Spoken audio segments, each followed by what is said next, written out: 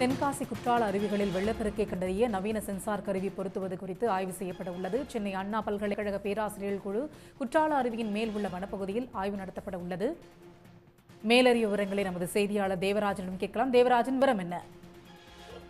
அதாவது குற்றாலத்துல பாத்தீங்கன்னா சமீப காலமாக திடீர்னு வெள்ளப்பெருக்கு ஏற்பட்டு உயிர் பலி ஏற்பட்டுவது கடந்த சில ஆண்டுகளாக அதிகரித்திருக்கிறது. கடந்த மாதம் 17ஆம் தேதி பழைய குற்றால அருவியில் ஏற்பட்ட வெள்ளத்தில் 16 வயது சிறுவன் ஒருவன் அடித்துச் செல்லப்பட்டு பரிதாபம் உயிரிழந்திருக்கிறார்.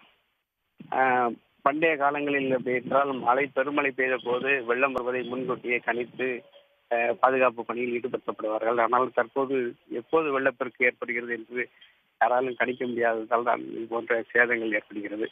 இதை தவிர்க்க நவீன சென்சார் கருவி, அதாவது ஏர்லி மார்னிங் சிஸ்டம் எனப்படும் கருவியை மலைப்பகுதிகளில் பொருத்தி அதன் மூலம் வெள்ளம் வருவதை முன்கூட்டியே கண்காணிக்க முடியும் என்று அறிவியல் சாதனங்களை கொண்டு இது போன்ற கணிக்க முடியும் என்று கண்டறியப்பட்டுள்ளதால் அதை பொருத்தும் பணி அதை மலைப்பகுதிகளில் அனைத்து அறிவிப்புக்கும் மேல் பகுதிகளில் பொருத்த வேண்டும் என்று மாவட்ட நிர்வாகம் முடிவு செய்திருக்கிறது. இது தொடர்பாக இன்று சென்னை அண்ணா பல்கலைக்கழக பேராசிரியர்கள் குழுவினர் ஆய்வுக்காக இங்கு வந்துள்ளனர். தற்போது அவர்கள் மலைப்பகுதிக்கு சென்றுள்ளனர்.